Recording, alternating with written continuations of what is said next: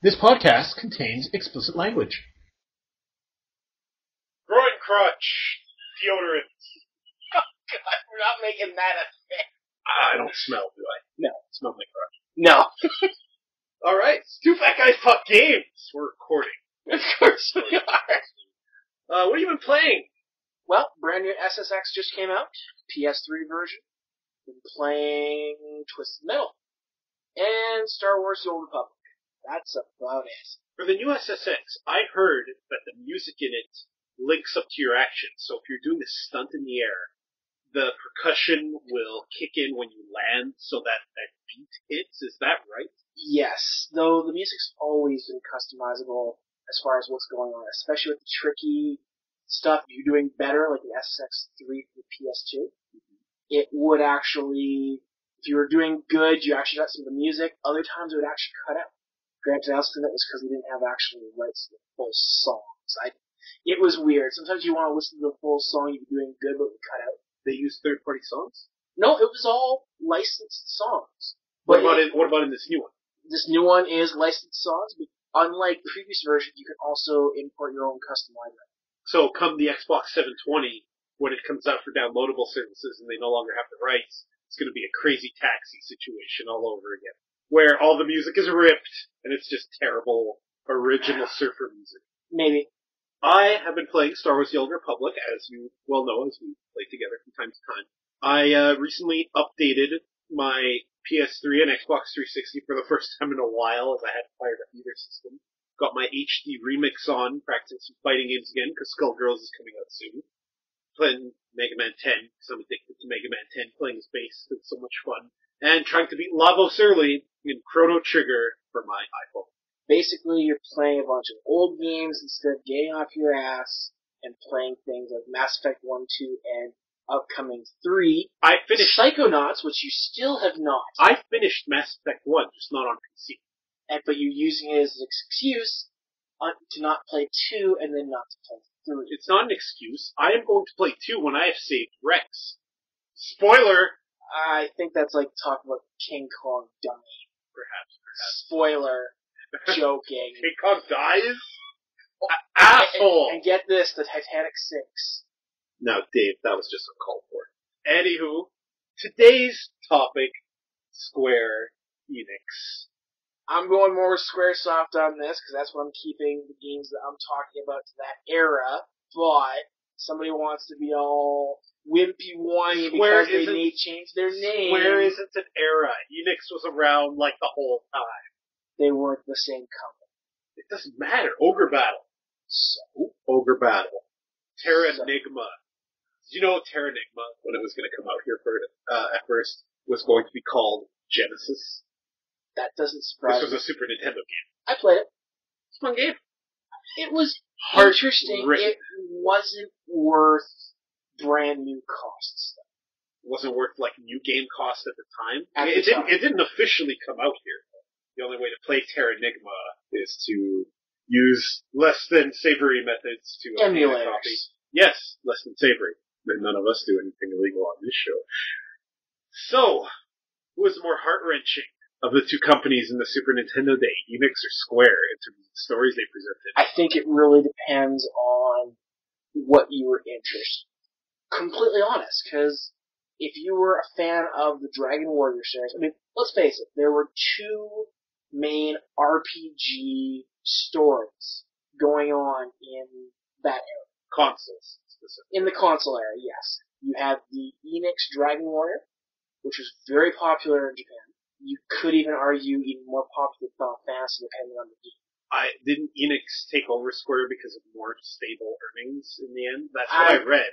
Don't remember. That Enix was actually the winner financially in Japan. Couldn't say. Didn't really follow too much of the merger. But you had Dragon Warrior, you had Final Fantasy. Now out here, as you know, Final Fantasy VI R3 was way more popular than it was in Japan. Indeed. In Japan, they're not too keen on Final Fantasy VI because it's a great story and a great game, and they appear to hate that kind of thing. They love 4. You're getting ahead of yourself. They love Final Fantasy IV, Hour 2, Cecil, The Story of Redemption. Other than 7, they are in love with Final Fantasy Fantasy IV. Let's They are. let's just jump right ahead then. And let's talk 7. Let's talk about 7. Yes. Oh, Why not? Okay, sure. Remember the commercials for Final Fantasy VII? Of course. It was, Just these CGI movies, no gameplay.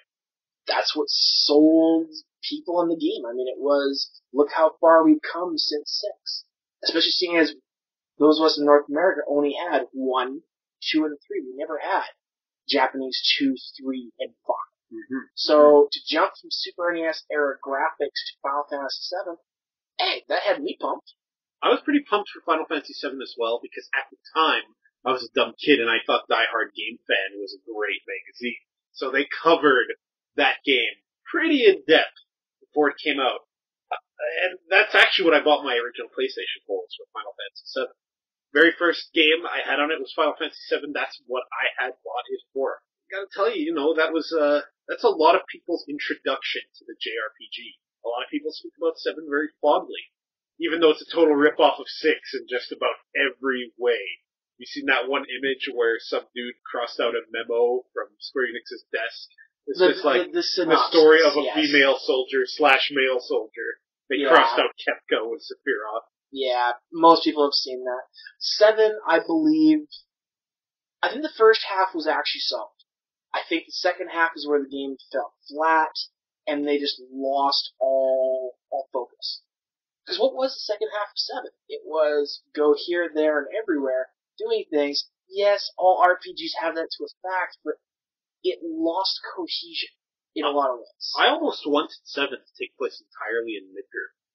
Because I that city, like that. Midgar was larger than life on the outside, and it had like 3 playable areas on the inside to keep your first 8 hours of gameplay.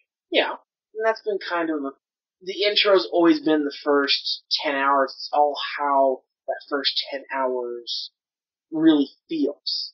I mean, 7, the intro to it was amazing being in Midgar, and when you actually got into the wide world, it was like a breath of fresh air at that. Because you were tired of the stale atmosphere of it. So being into the rest of the world was, there's more to this game.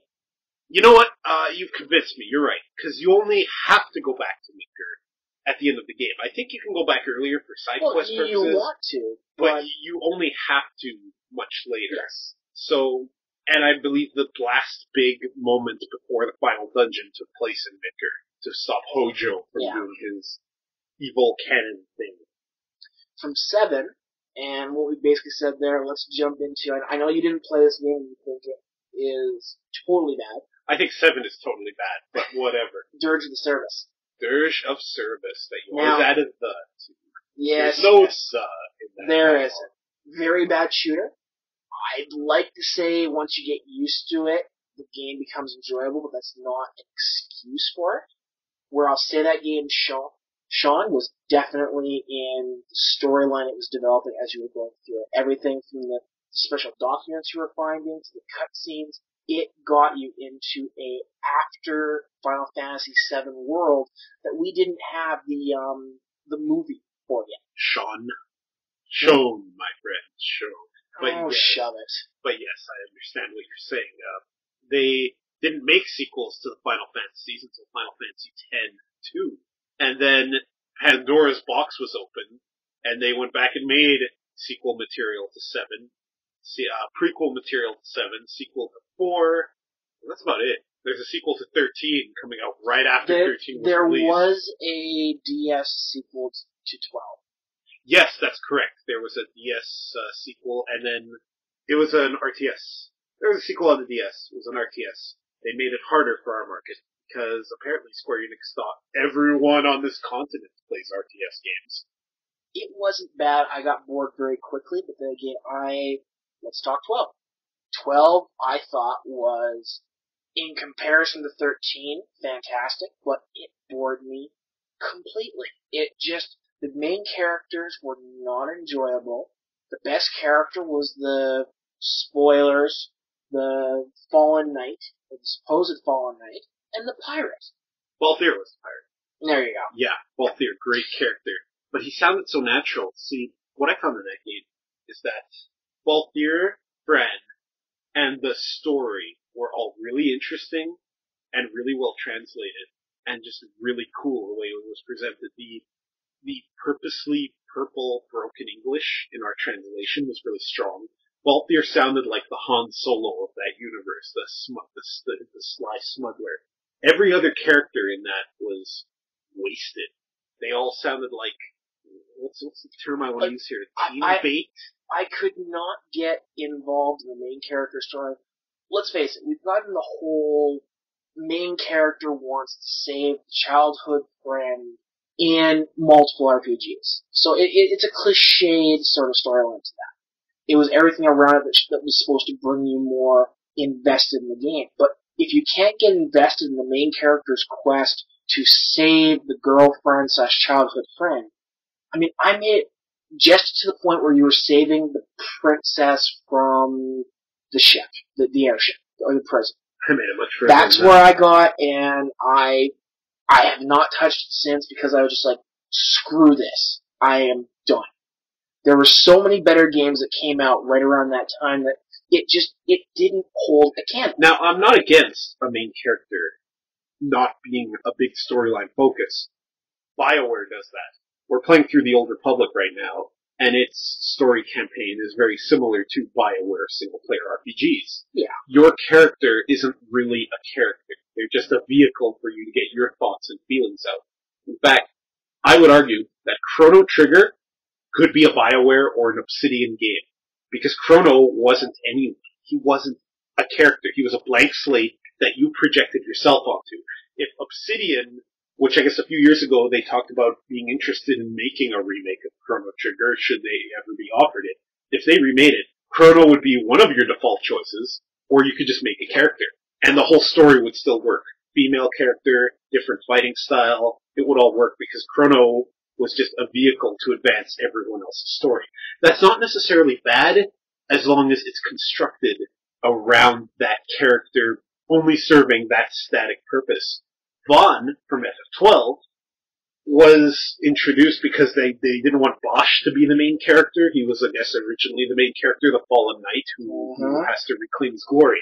They introduced Vaughn to cater to Japan's teen demographic, I guess. But Vaughn wasn't anything. He had a backstory that amounted to nothing other than disinterest. He really had no business being in that story.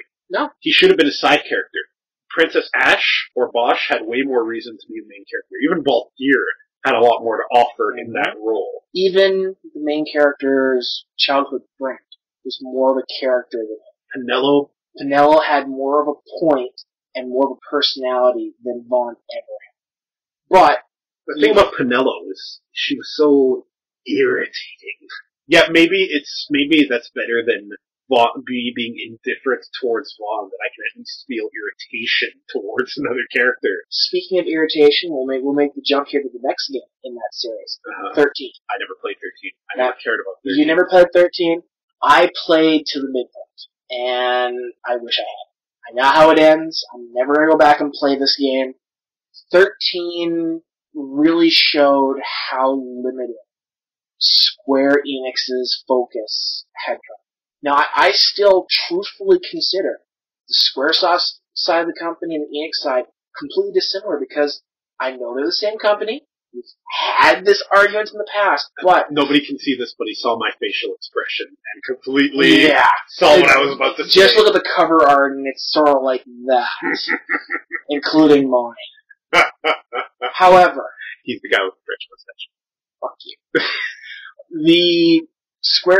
The studios, they really have not affected each other in any significant form. Yes, they have the same resources, but it still seems like we're still seeing the same Squaresoft group that we've always seen, and their minds have become much more linear.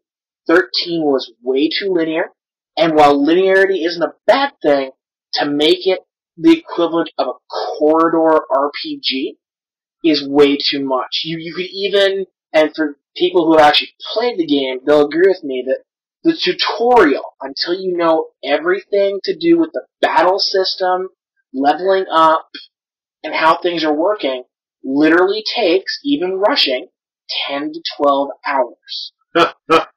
Final Fantasies, you knew everything from materia to vehicles within the first, 5? Maybe 10 if I put vehicles in there? Was the tutorial in 13 really 12 hours, or just the beginning part of the game? I consider it to be the tutorial because, A, it doesn't really break at all. It's just one continuous long jump between characters, and they're still teaching you the battle system. Are you sure it was less of a tutorial and more like level 1 was just really, really long? No, I wish it was, because it was more of about 7 levels. Because the way that game focuses, you went from character to character to character to character. Sometimes they interceded, sometimes they didn't, until they finally came together as a group. And even then, you were still in tutorial mode, because they still hadn't revealed the entire battle system. I think we're talking major storyline points, which 13 is a step above 12 in storyline, as well as annoyance. This is how I started transitioning into this, because you say that Penelope was annoying. My God, was a couple of the characters in this game annoying. Not just in the way that they spoke, but in the way they acted. The one kid, I'm awful for names. Hope was his name. Hope. Yes. Why do I know that? Yeah, because you wasted your memory on lots of insufficient stuff. Now, Hope was so annoying throughout the entire game. Do you know what's annoying? That Final Fantasy... Oh, we're going to have to get into a fisticuffs here in a second. Hang on, we're going to Dragon Ball fight. Fisticuffs. That's Portuguese for jerking off.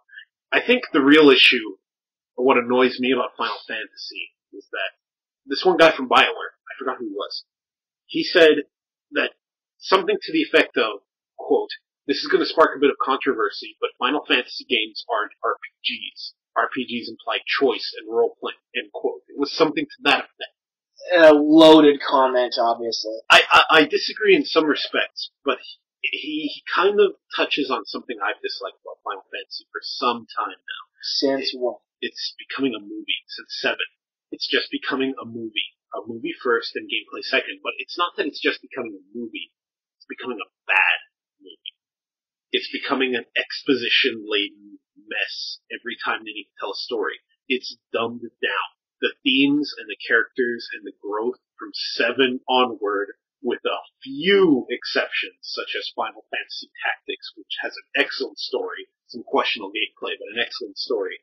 The themes and the characters and the settings all seem pandering. They all seem the Japanese equivalent of Oscar fishing. Like they're baiting you into thinking that this is the stuff of high art, but under any sort of scrutiny, it's actually flimsy and dry. Final Fantasy VI has an ensemble cast of great individual character themes, not just in terms of how they grow and what they represent, but in terms of music, individual character themes, which seems to be a lost art in RPGs nowadays, JRPGs specifically. And Final Fantasy IV even, which Japan loves more than 6, but I love as well, also has characters who grow, characters who change, believable stories, characters who go through fairly believable arcs, except for Rydia, who warms up to Cecil a little too soon after he slaughtered her village, but whatever. There were years in between, though, there. No, not in between when she got lost as a kid and emerged as an adult, a sexy adult with see-through green clothing. No. I'm talking about when Kane and Cecil wrecked her life. Oh, okay. And then, 5 minutes later, she has a crush on him. I'm sorry, that's not how it works. Only in Japan. Only in Japan. The rest of that game, strong story. There was some thought put behind these characters, these settings. And on the gameplay front, because gameplay I think is way more important, that all seems a lot stronger than as well. 4 went for the individual characters are individual things and unique properties, whereas 6, they kind of mirrored each other in what they could learn, but they each kind of had their own flavor and whatnot, even though that's kind of where they started the cookie-cutter character thing, where you can just customize them to be whatever you want. 7 did a lot of that with the materia system. Well, okay, and I guess I'll sort of tear that apart a little bit. I mean, truthfully, while I find the first half of 7 to be good and the second half to be pretty ass lame, I think whoever was behind the storyline to 8, they knew what they were doing. 8, as convoluted as that storyline is, they had point A to point B, and your character does grow. Your character, I can only think of one character that really didn't do any growing at all, but as convoluted as it was, 8 worked. It isn't I strongly disagree. It isn't. I think there are a lot of good things in it. It still goes back to your whole movie thing. But I believe the Final Fantasy becoming a movie started during the merger. I don't know, 7 felt a lot like it. Like they were letting visuals get in the way of everything else. Yes, but even in 7 was nowhere near as bad for the visual break-off to video as 8, 9, and 10. Well, 8, they were already merged. And the reason why I reference this is jumping onto the Enix side of things, Xenosaga. Xenosaga didn't, well, okay, Xenosaga is a complicated thing, though. It started as Xenogears. Xenogears on the Squaresoft side, yes, but Xenosaga was heavily done by the Enix side of the company. Is that right? Yes, I looked this up. Xenosaga was a movie. I remember popping this game in at 10:45 on a weekday, still back in high school, and thinking that I'm going to put 20, 25 minutes in this game, then I'm going to go to bed. Metal Gear Solid. 2.5 hours later, I had a save point. with about half of that being my controls on my bed, watching a video. That game's already failed, then. Now, game's gotta be a game first. And yet, for all of the video stuff that it did, I liked Xenosaga 1. As much as it was a movie, I still liked it, and the reason being is the characters. The characters kept me going. I cared about what the characters I saw there were doing. And ultimately, that's what makes your RPGs. It was what gets you to not stop partway into the game. If the gameplay is solid and your characters are enjoyable, you're going to continue. I partially agree. I think that gameplay being solid and characters being bled will still get you to continue because the gameplay is strong. Diablo has this huge amounts of lore and backstory, none of which matter. See, I don't agree with you on that, because that's what stopped me playing 13. I love the battle system. I didn't give one about the characters. I didn't mean to imply that story can't get in the way. It certainly can, Kingdom Hearts. Story can get in the way of a fun game, where you just want people to shut the hell up and let you play the game. Star Ocean 3. I remember one scene very specifically where I just got sick and tired of these characters talking, so I started rapid tapping X. Then my hand started to just dialogue screen appearing in front of me. It kind of looked like a bad Minority Report scene. Sorry, the bad descriptor there is kind of not necessary. It looked like a Minority Report scene. Just screen after screen of dialogue appearing and disappearing as fast as I could press. I had to give myself carpal tunnel getting through that game. On 8, because I kind of took off with that. I was hoping to try and keep you from going back to that. There were good things about it. It sucked, but there were good things. It's like someone sat down and went, you know what I want to do? I want to tell a story of this introvert, or extrovert, whatever Squall was, and how he finally gets over himself and finds true love. And then it's like someone else, or the other side of this guy's personality went, and the moon spews monsters on the earth.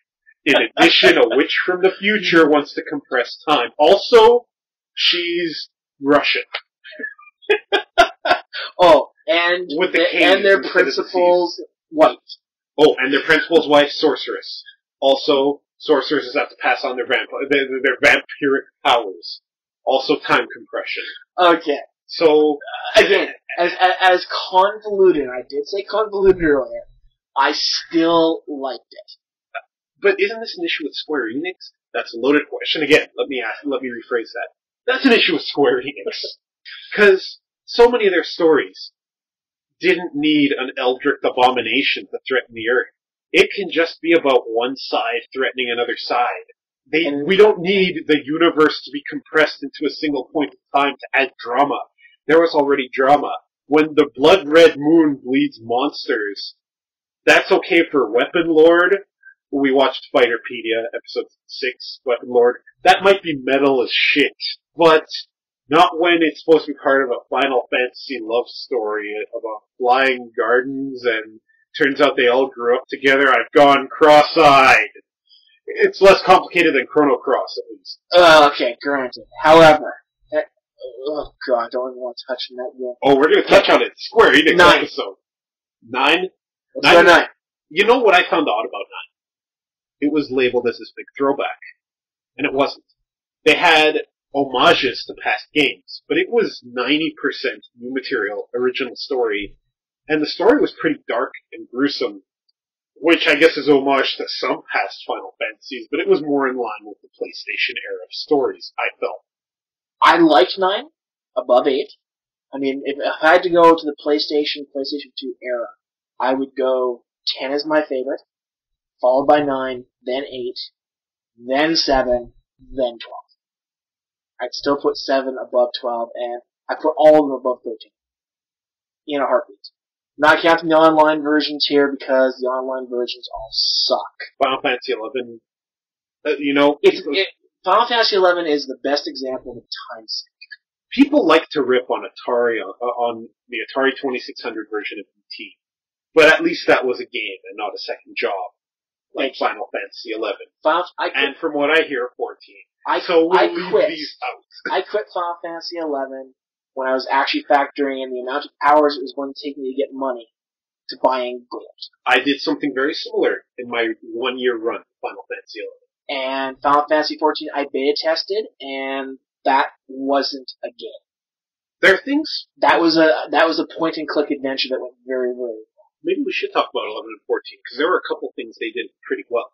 Well, 11 is what led to 12. 11 is what led to 14. No. Oh yeah, nope. 12, right. 11 played a lot like an MMO. interface to 12 in the way that things worked. Yeah, 12 kind of played like a single-player MMO. It did. And I played extensively through 12. Maybe they didn't need to unlock the macro system components and chests. Maybe I could just make my allies work the way I want. The game was infinitely more playable when you set the battle mode to wait, but you almost feel like you're missing out on something. It feels like you cheated. The gameplay was also pretty rough, because you had to do some serious grinding out, like an MMO, to beat some of the higher level marks and bounty hunting. You know what was weird about 12? That game was set in Evilus, which Final Fantasy Tactics and Vagrant Story were set in. They're trying to start to thread together their games so there'd be a larger picture to try and give them a focus point, I believe, to future games. But what's odd, and what I agree with, but what's odd is that they're not all in the same world. Like, the Evilus games are 12, Tactics, Vagrant Story, and all the other Tactics games. But 7 doesn't take place in Evilus. But 7 is the future of the Final Fantasy 10 and 10-2 world, because of that Shinra kid. Did they actually... There was a book in Japan, the Ultimania, which said that 10 and 10-2 are like thousands of years before 7. Okay. I wouldn't be surprised to hear that Cloud and Tidus are related. And that means Cloud is partially a dream, which could explain why he was able to travel to Final Fantasy Tactics world to meet Remza. Okay, now you're just pulling things out of your ass. I am not pulling... you tell me that's not a better story than Squaresoft has done. Oh, okay, fine. Final Fantasy 2 and 3J. 2 and 3J. I have them on my iPhone. I thought they were okay games, but ultimately we got them so late, even if you were doing a fan-translated emulation version, I don't think it really caught on for us. 5? I ran a translation group for 5. That gave me a lot of respect for how much time and effort goes into the translation of these games and how flawed you sometimes have to make them when translating from Japanese to English to get it to fit. You can definitely see why companies chose not to translate all their games. Yes. From a business standpoint, it doesn't make sense if you don't think it's going to sell. But 5, I think, would have sold out here at the time. 5 had a great job system. 5 had an awesome job system, and at the time, I think 5 had been released after R3, but would still have sold quite well back in the golden era of RPGs. 5 had a great job system, but it wasn't enough for me. And the gameplay didn't quite captivate me, and the character's really good, so I gave up on 5 pretty quick. Yeah, I didn't. I played about halfway through, but I got more sick and tired of the game because it was translated. So that was part of it. I would be convinced to pick up 5 again if they did a 3D remake like they did with 4 recently, like if they released one on the iPhone. Mm-hmm. The iPhone version of 3 is actually the Yes 3D remake, although on one screen. I want to talk about 2J for a minute, because that's the first time I think a JRPG maker tried to do a no-level system, where you just leveled up based on what you used in combat. You use swords, you get better at swords. You use staves, you get better at staves. You cast white magic, you get better at white magic, and you possibly learn more. Mm-hmm. But there were no levels specifically involved. It was like the Saga games, wherein you got better at whatever you trained on. Yeah. Now, what do you prefer? Do you prefer a leveling system, or do you prefer to kind of grind it out that way? That comes down to a factor of gameplay and storyline. Because having you level based off of storyline events or doing something epic works, I think. But it's something to be used sparingly. We're more used to the kill X amount of guys, gain a level. Yeah. And while that's not always the best thing, doing it based off of an event also means that no matter what, they've got control of everything you do. And so if you can't out-level something, which can be a good thing, but for some people, they want to get stronger. They want to get stronger, and they want to go in there and they want to bitch slap Sphero. There's some merit to that, and there's a part of me which really thinks people need to learn the mechanics of the game and learn how to conquer the challenges that way. I'm all for difficulty settings, that you should be able to take on a challenge on easy if on normal it's too much for you, or on normal if hard it's too much for you. Without affecting. Yeah. Like, maybe you get an extra achievement for doing it on hard, because that's what achievements are great for, but they shouldn't lock away portions of the ending.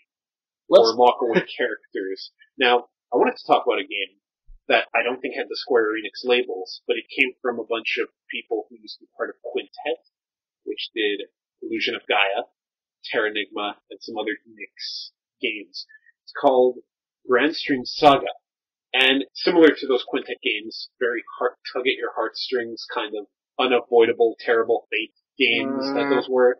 Mechanically, you didn't level through experience, you leveled through storyline events. After certain events, you would gain a level. So you could fight all the monsters you want over and over, and you're not going to level that way. Yep. In a way, it keeps it under control. Your character feels like he's gaining strength, but the developer still gets to control the flow of challenge that comes your way. I really enjoy that. What were you going to move on to? Well, I was going to talk about difficulty.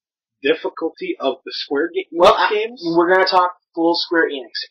I think you see where I'm going with this. Let's talk probably the largest jump of difficulty in any RPG, and I challenge anybody commenting who has played this game to argue with me. All one of you. Star Ocean 2. Indolatio? Inda-fucking-latio. Yes. Now, I played this game, first time playing it, got all the way through, and I just happened, Game FAQs wasn't even around back then.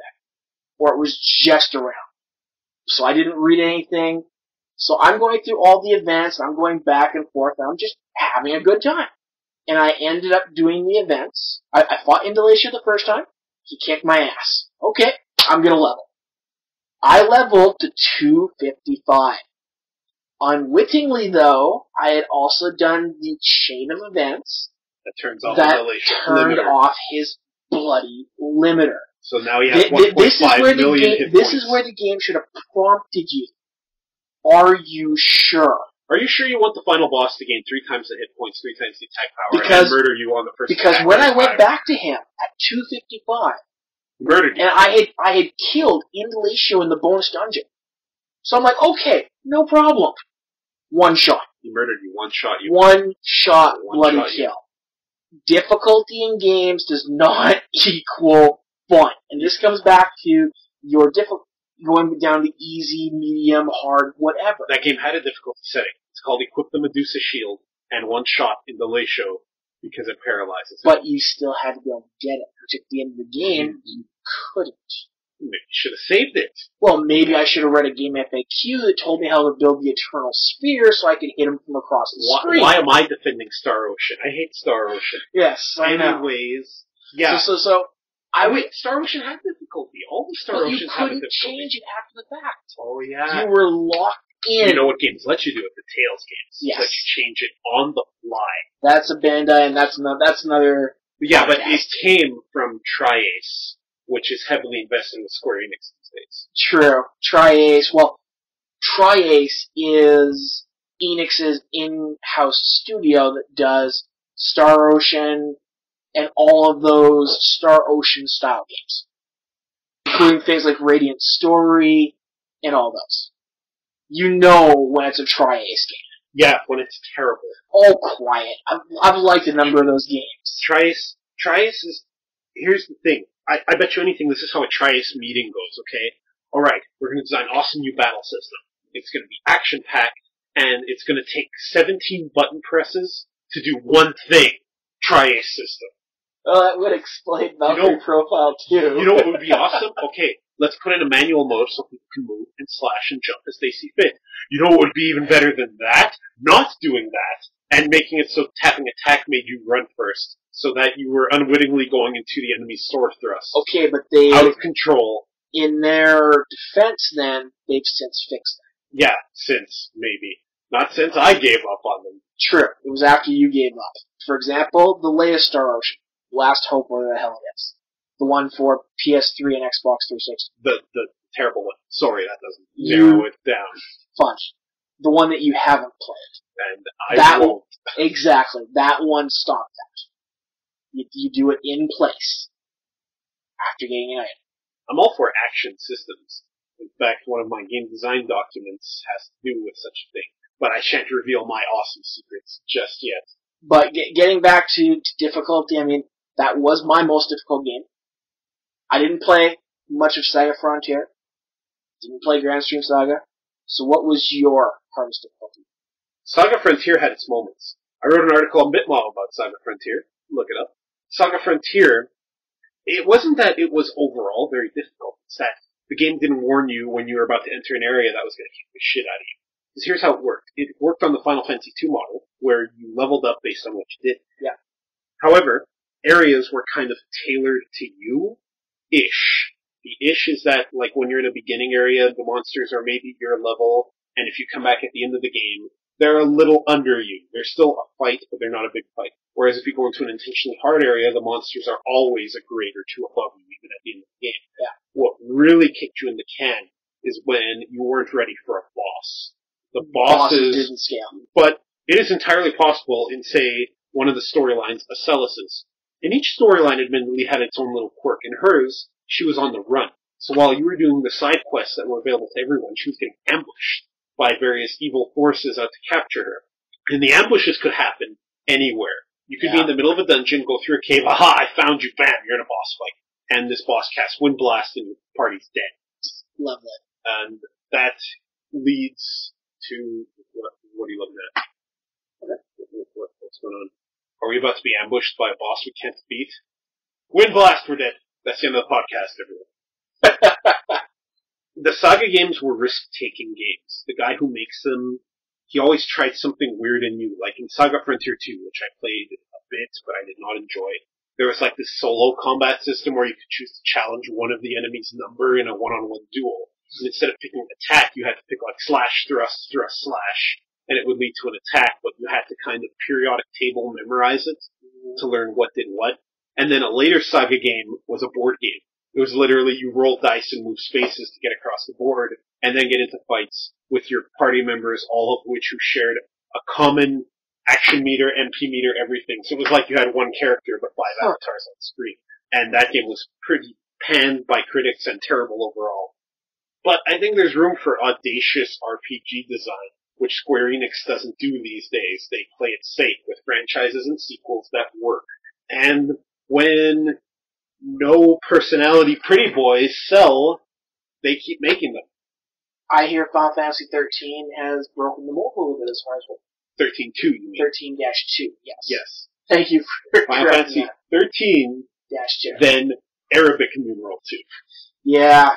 The only other one that they did a sequel for was 10-2, and I couldn't get into that game. Well, they did sequels. They just didn't do that ridiculous numbering. It's like they went to a meeting, it's like, okay, we're doing a sequel for this. Everyone think of a name, not something stupid like Final Fantasy X-2. Final Fantasy X-2 it is. Yeah. Okay, so, Secret of Mana. Wow. I have it on my iPhone. Right now. I haven't played it since the Super NES days. I bought it on my Wii. Once was good enough. Not my Wii anymore. I've been playing 3-player with my brother and cousin, because when I had a Super Nintendo, I didn't have a multi-tap. So we could only play 2-player with a third computer. Was that Shane? Shane played with me sometimes, but he would refuse to be the girl. He always wanted to be the boy. What did you name your characters in Secret of Mana? Oh, I couldn't remember. That was way too long ago. You want to hear Probably myself and 2 of my friends' names. You want to hear what Shane named his characters? The boy, he named Wormy. Wormy. W-A-R-M-Y. The girl, he named Warmette. There were only 6 spaces, so W-A-R-M-E-T. And the sprite, he named Warmel. And those were his characters. Their real names are supposed to be Randy, Purim, and Popoe. And I gotta tell you, I like Shane's name a little better. Because it was Randy with an I, so you knew he was kind of out there. He was kind of out there, Jesus. He liked the girl, or so he says. I'm pretty sure he talked like that. Randy with an I. Right now, I worked a file on Secret of Mana, because I got the girl and the sprite before the girl saved me in the forest. So she saved a copy of herself, the boy, and the sprite, who were off fighting goblins while she was saving the girl in the pod. And then Luca didn't give me the spear, and also won't unlock the water temple. So I kept that file around just to see how deep this rabbit hole goes and how much I can work it further. And we started a new file that we would play through properly and not bork it. I want to try to bork the iPhone version because that's fun to me. Fair enough. Now the Mana games in general, though, a lot of them didn't come out here. Secret of Mana was the best one. I really didn't like any others. Seiken Densetsu 2 was the Super Nintendo sequel to that, or Seiken Densetsu 3, because Secret of Mana was Seiken Densetsu 2. Yeah. And I gotta tell you something, a lot of people hated Secret of Evermore because they thought it meant Secret of Mana 2 would never come out here. Secret of Evermore, underrated game, talk about that in a minute. Secret of Mana 2 or Seiken Densetsu 3, whatever you want to call it, not that great. Not that great. It felt scripted, automated, like you weren't really fighting the fights. But it was pretty. And that's kind of where it was the Super Nintendo days that Square kind of started making pretty games with little substance. A lot of which didn't come out here, like Bahamut Lagoon, a virtuously pretty Super Famicom game we never got. And Live Alive, or is that PlayStation? I don't know anymore. That's why I was looking at my shelf here. I've got a large number of PlayStation 1 and PlayStation 2 games. I'm thinking, well, no, Grandia wasn't Squaresoft, that's for sure. Grandia 3 was Square Enix. Was it? It was released under their banner. I think Game Arts had them Okay. publish it. However, Grandia 3 didn't seem infected by the Square Enix bug. In fact, it was a lot like Grandia 1. A lot more lighthearted, a lot more about a coming-of-age story. It wasn't the greatest thing ever. And actually, right there, we really have to talk about most of Squaresoft, Enix, and Square Enix games were developed in-house by their own studios and then published by them. That's an instance where it was another company who Square Enix didn't publish. Square Enix did So a lot. while it falls under their banner and is therefore a Square Enix game, it's still more Game Arts games. I don't really think that the Squaresoft, Square Enix curse really affects them as much. I'm not sure it's a curse, but Grandia did borrow a lot of Final Fantasy elements, like Time Bar. Albeit their spin was that it was one time bar that the characters were all based on. Yes, and Grandia was awesome. But let's touch the Game Arts another day. There's a good number of good games in there. And a good number of duds. Let's be real. Always got a... Grandia 1 and 3, great. Grandia 2. It was okay. It was just okay. Badly designed, badly written. Coming back to that next time, maybe. No, I was talking about Square Enix, badly designed, badly written. I'm talking about the Square Enix of today. the Square Enix of the Golden Age Super Nintendo is long gone. Yes. I don't even want them to touch Final Fantasy VI. After I saw what they did to Terra in Dissidia, they girled her up and pansied her up. I don't want to do that. I want my who's that guy? Well, I thought you'd enjoy that. You love that artist that feminizes all the male characters. Oh yeah, Nomura. Yeah. And So I thought you'd get off on that. He's a great artist. He's just a No, terrible... he's not. No, he's a great artist. He's a terrible character designer, story writer, and everything else other than artist. Okay. Taking someone else's artwork and redrawing it, he's great at that. That's the only thing he's good at.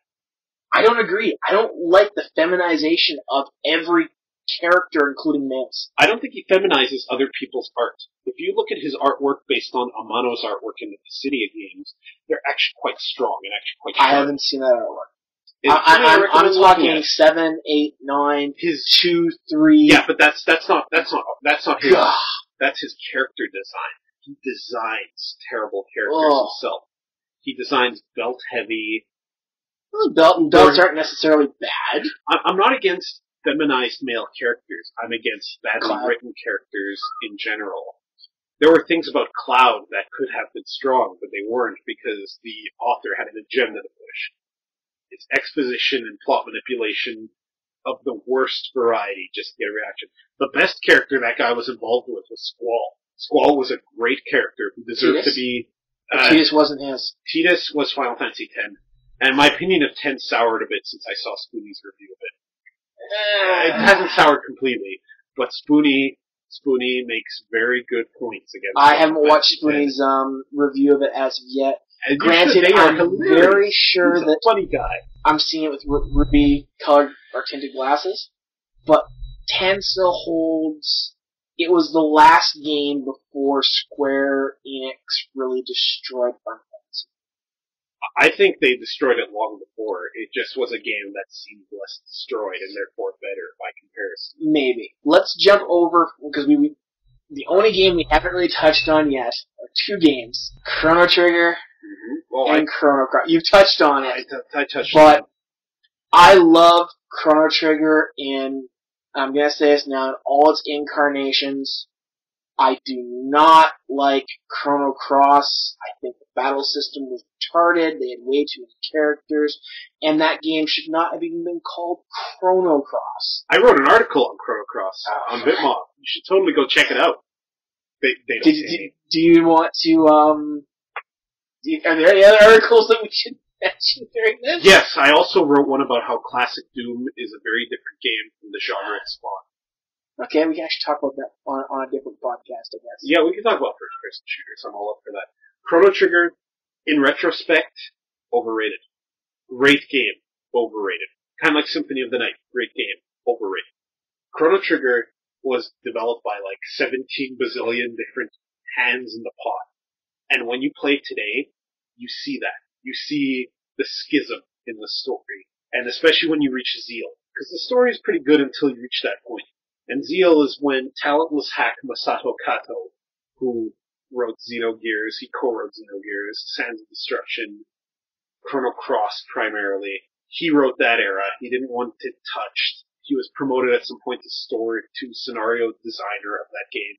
And that's why Zeal infected the whole game. Infected being a prominent word. I don't think it was bad, but it definitely did change the feel of the game from that point. It definitely did, and you can see the influence back then about how he wanted his pet era to be the game. And that's why Chrono Cross basically resolves a Zeal-based loose end. And that was all Masato Kato. So you get a badly written narrative, horribly written, nonsense storyline. It's not terribly complicated, it's just a mouthful to explain. It involves the Gruer of Time getting thrown into the future. And instead of coming out in the bad future, he comes out in the good one. There's that Shala merge with Lavos and 8 billion more paragraphs that I don't need to get into. Yeah. And I mean, you can't mention Chrono Cross without talking about the fact that you spend most of the game not even your main character plot. Well, that is a concern. But if that was that game's only problem, it's not. But it was still a major.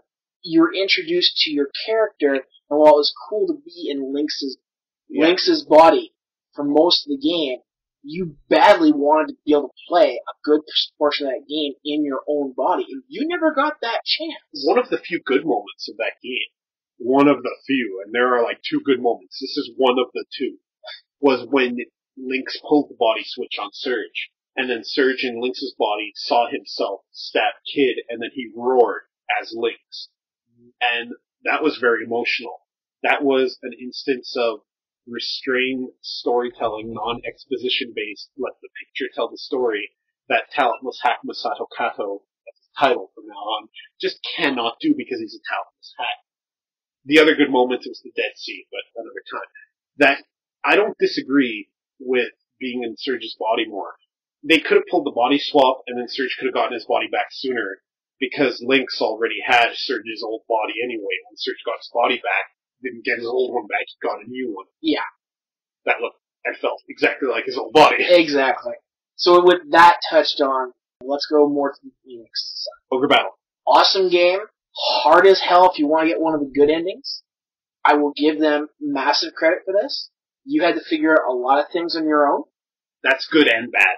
Good and bad, but they gave you little hints here and there in the giant map they gave you of the different characters.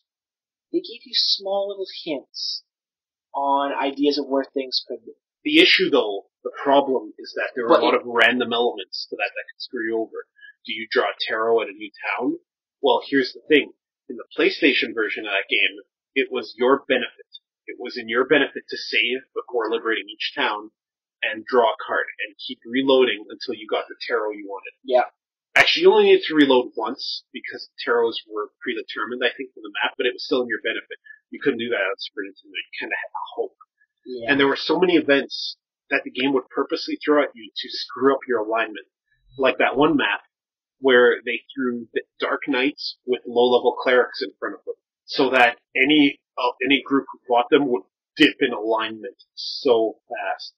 But that was the first time I played a console war game and really thought it worked and really liked it. It almost seemed like it should have had a mouse controller, because that's how you control the cursor. You moved it with the D-pad like a mouse. Enix also did Illusion of Gaia. I liked Illusion of Gaia for the time.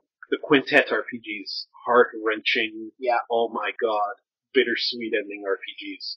And they were good for that. That's really what I remember of Enix, because I was never big on Dragon Warrior. And that's where I've sort of got to talk more of, because Dragon Warrior was my first Nintendo RPG, if I don't count borrowing somebody's Nintendo and playing for 5 minutes. No, you count it. What was your first Nintendo RPG? Well, in that case, Final Fantasy 1. Sounds like you're a traitor to your Dragon Warrior. So, I borrowed Dragon Warrior 1 from a friend, and it was, especially after playing a little bit of Final Fantasy 1, it was jarring, because you have one character. If you die, you pay to resurrect yourself. In Dragon Warrior 1, our version, you could actually lose stats. And it was just, you had this giant map, and it was back in the days when the companies gave you the map as a paper foldout. Dragon Warrior always seemed to me like it was Japan's answer to Wizardry and other such games of the computer RPG era. Yeah, I guess you could say... You'd walk around the dungeon or a map, and then you have to bring up a big menu of commands, kind of like those computer RPGs. More like Ultima. More like Ultima. Ultima 1, I guess it could be its analog, if you diluted it down to the very basics. But the reason why Dragon Warrior was so popular, I think, is Part 1 was your standard single hero going out there to take out the Demon Lord. Was there only one guy in Dragon Warrior 1? Dragon Warrior 1, you were one guy, you would go into town. It was a turn-based RPG. Yeah. Isn't that kind of boring to do with one character? Back then it wasn't. How?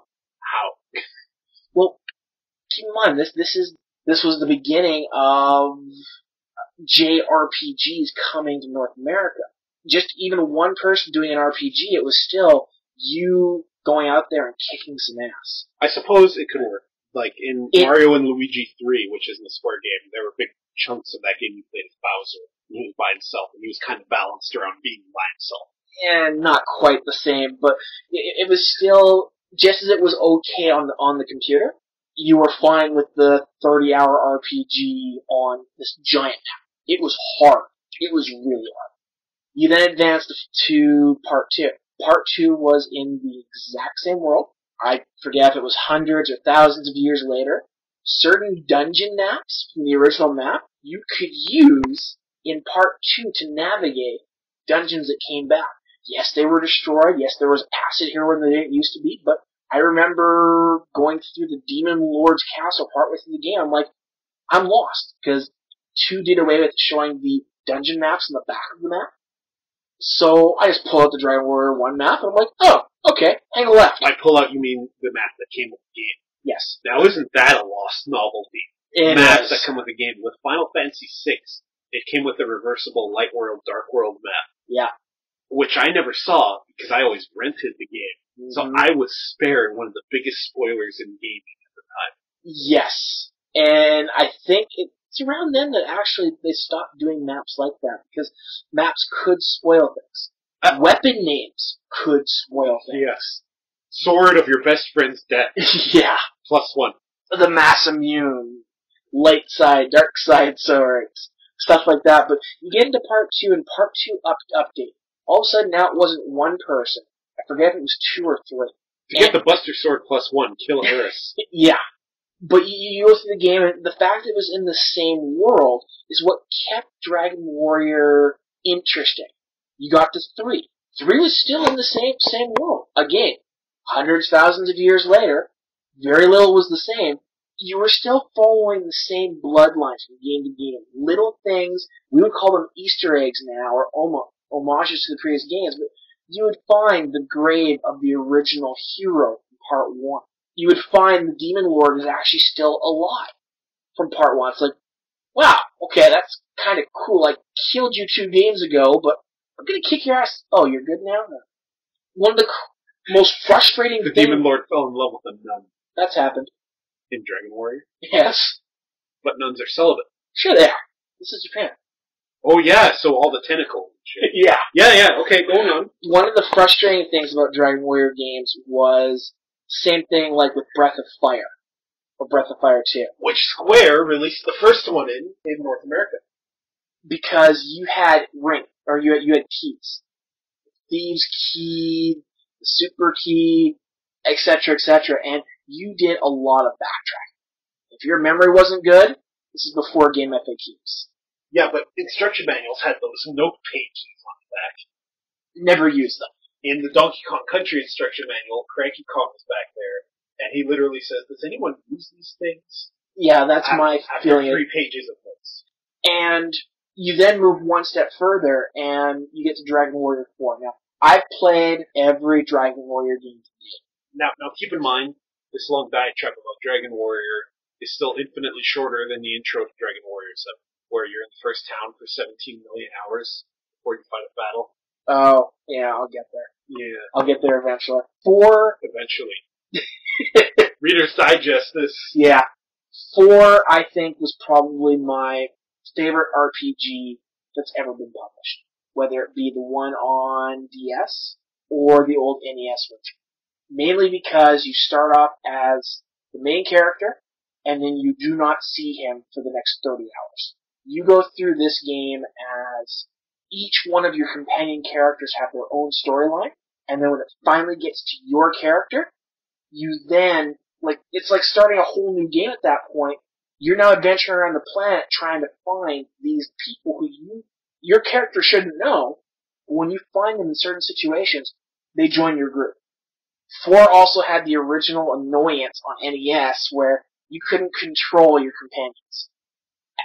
So how did you play with the companions when they were on their own? And then you could control them. So you couldn't control them later when it was the hero story. When there was more than just your hero in the party, your other guys, like you could tell them to fight or use magic, but that's about it. Wasn't one of the companion stories 2 sisters? Yes. Who did you control?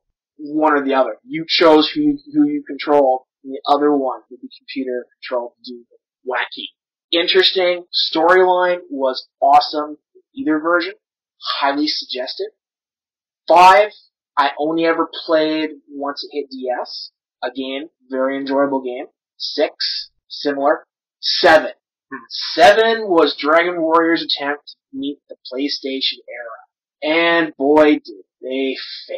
Now, me and another friend bought the game. 2 frames of animation per character. For a PlayStation game, it was like playing an NES game. There was no advancement. It was sad as hell, but kept playing the game because actually the beginning idea to the game intrigued me. I finished the game, but it was a struggle. 800 hours I later. would not admit the game started to suck until I was about 40 hours in. My other friend made it about 50. He still finished it, but 800 hours. it took us each about 100 to 120 hours to finish the game. Never again. 8. 8 seemed like a lot of fun. I actually played the demo of 8. Then I bought the game and never got to it. But the demo was pretty fun. 8 was where Dragon Ball and Dragon Warrior finally melded. As Akira Toriyama, of course, was the character designer for Dragon Warrior to this day. And it worked. It so worked. What seemed interesting about 8 was that its characters seemed like lively and fun. It was like a traditional adventure, nothing terribly special. You're not fighting because the soul of the planet was in love with a woman who traveled back to compress time. But because the materia was a planet and stopped sucking in the vampiric essence. Are you done with Squaresoft yet? Of the moon, which spewed monsters onto her.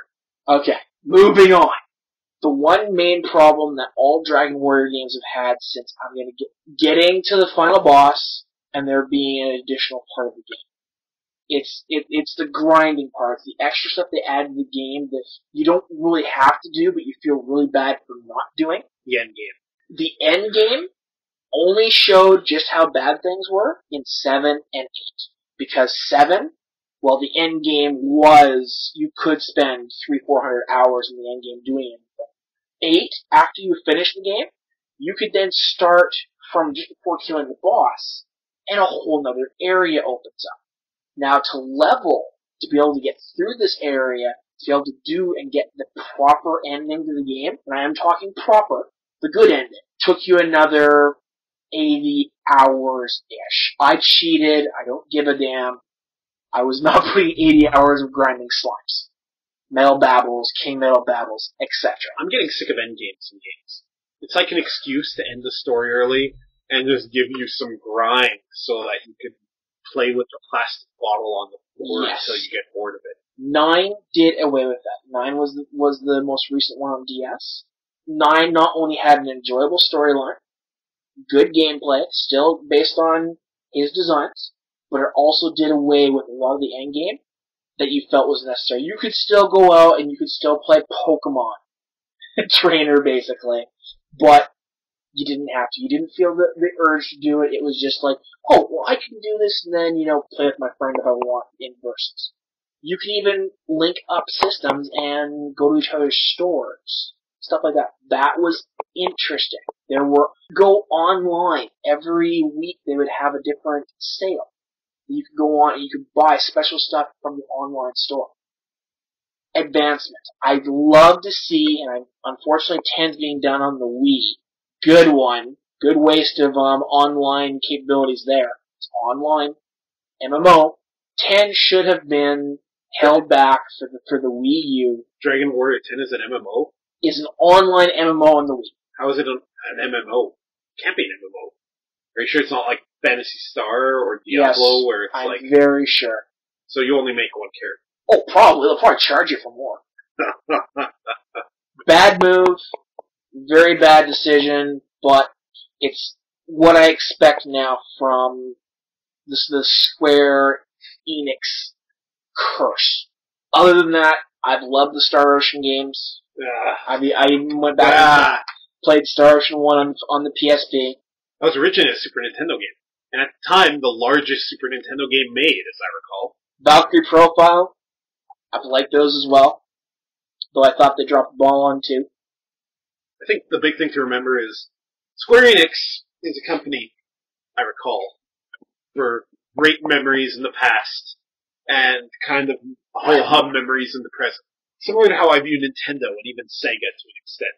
These were the 90s childhood memory companies, whereas now they're content to produce a lot of trash. Very pretty, very orchestrally sound trash, but it's trash nonetheless. And we missed one. We made a quick comment on it, but Kingdom Hearts. Let's touch on Kingdom Hearts here quickly. What's our time? What's our podcast time at? I think we're probably pushing an hour. Oh, jeez. Okay, let's make this quick. Kingdom Hearts is terrible. Alright, done. Okay. A rebuttal to that, I actually like Kingdom Hearts 1. Me too. Kingdom Hearts 2 is ho-hum. Terrible. Change of memory should never have been created. Horrible. I didn't play any more after that. The PSP one that you play the three guys from the past was okay, but the fact that I can't really reference that tells you how little impact it had on me. The DS/3DS ones hold no interest to me, and I really think that a lot of fans are becoming like that. If they don't get off their ass and do an actual true good Kingdom Hearts 3 for the PS3, Xbox, or whatever else, I want to see it, but by God, it had better be damn good, or else screw it. Kingdom Hearts 1 was a fun game, and if it had stayed that way, a fun little tale with some hints of something bigger without needing to get into Nomura's masturbatory tale, it might have stayed that way. The big problem is that this jackass, Nomura, actually has the audacity to think that his original villains are better than the Disney villains. You don't make that bet. Especially when you're Nomura and you can't write to save your life. See, I still liked 2, especially because of the Disney villains. The Disney villains didn't do anything to. They were way more menacing in 1 when you thought they were threats. I guess ultimately, I still found 2 fun because of the actual zones. I mean, when they put the Tron zone in there, I was just giddy. Because you're big Tron Hey, Tron is awesome. But the bottom line here is we both have our isms as far as Kingdom Hearts. When 3 comes along, will you even give it the time of day to look at it? No. I'm done with that entire series. Okay. Completely. Terrible. Why do I need Square Enix anymore? I don't need them. I can play excellent RPGs of all stripes that they used to make anywhere else. I guess the bottom line is Square Enix relevant in today's market? And I would have to say they're financially relevant. Financially they're relevant, but as far as their games, we get many more good, well-written games from people that have left their company and others. So ultimately, maybe it's time for Square to. I get nothing out of Square, and if their financial reports are any indication, I'm not sure how many people at Square get something out of Square either. That said, I want to close this by mentioning the most underrated PlayStation Square Enix game, and the game I remember more fondly than most post-Super Nintendo Zeldas, because Zelda kind of dropped off for me after that era. Brave Fencer Musashi. Speaking of overrated, I traded a mint-condition Xenogears for a somewhat beat-up Brave Fencer Musashi. Never regretted that trade to this day. I got the better game with superior gameplay, amazing music. YouTube it. It's on YouTube. I'll agree with you on the music, but the gameplay did nothing for me. That Square Enix game was a lot like the Square Enix I remember. It was a simple story with characters that were entertaining and fun and not thrown into your face. And the gameplay was very strong. You could copy powers into one sword. You could do big hits with the other, elemental spells. It was an action RPG. Really felt very strong. People should try it. That's the Square Enix I like to remember. I like to remember the good games. I don't really think about what's coming out now. Though I am eyeing 1 or 2 projects they're making. They're not really the same for me anymore. So I think we can both agree that the Super NES era was Squaresoft's golden era. It was their best era for games and included a wide variety of titles that were both amazing and underrated. Secret of Evermore. Play that one too. Great game. Two Fat Guys signing off. Ah!